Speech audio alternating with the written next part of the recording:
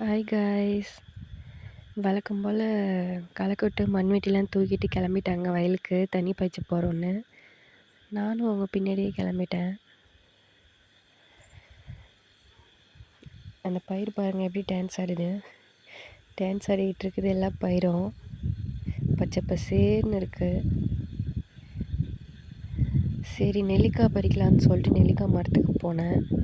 நான் ஒரு 10 டேஸ்க்கு முன்னே பார்க்கும்போது நிறையா காய்கள் இருந்தது. ஆனால் நான் இப்போ போய் பார்த்தா காய்களே கிடையாது, வெறும் பூக்கள் மட்டும்தான் இருந்தது. நம்ம ஒன்று நினச்சி போனோன்னா நம்ம விருப்பப்படாத போது ஒன்று கிடைக்குதுங்க. நம்ம விருப்பப்பட்டு நம்ம தேடி போனோன்னா அது நம்மளுக்கு கிடைக்கல. நானும் அதே மாதிரி தான். அப்போது எனக்கு சாப்பிட தோணலை, இப்போது சாப்பிட தோணுது, ஆனால் எனக்கு கிடைக்கல.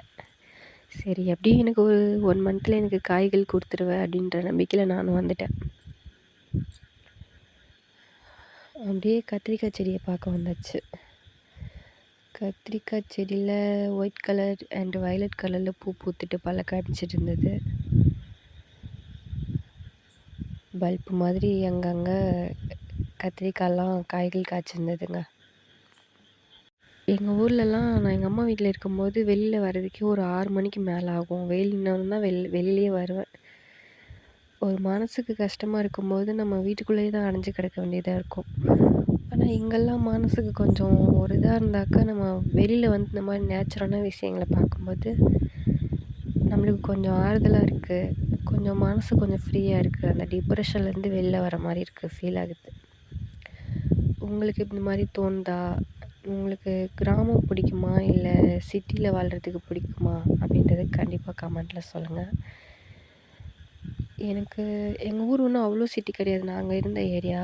இருந்தாலும் அதை கம்பேர் பண்ணும்போது நான் எங்கள் வீட்டுக்குள்ளேயே தான் இருப்பேன். வெளில ஒன்றும் போய் எதையும் பெருசாக பார்க்குற மாதிரிலாம் ஒன்றும் கிடையாது, வீட்டுக்குள்ளேயே தான் இருக்கணும். பட் இங்கே வந்து எல்லாம் நேச்சுரலான விஷயம் பார்க்கும்போது ரொம்பவே ஹாப்பியாக இருக்கும். மனதுக்கு கஷ்டமாக இருந்தால் கூட இந்த மாதிரியான விஷயம் பார்க்கும்போது ரொம்பவே ஆறுதலாக இருக்குது மனதுக்கு. அப்படியே கொஞ்ச நேரம் உட்காந்துருந்துட்டு காற்று வாங்கிட்டு நாங்களும் வீட்டுக்கு கிளம்பிட்டோம்.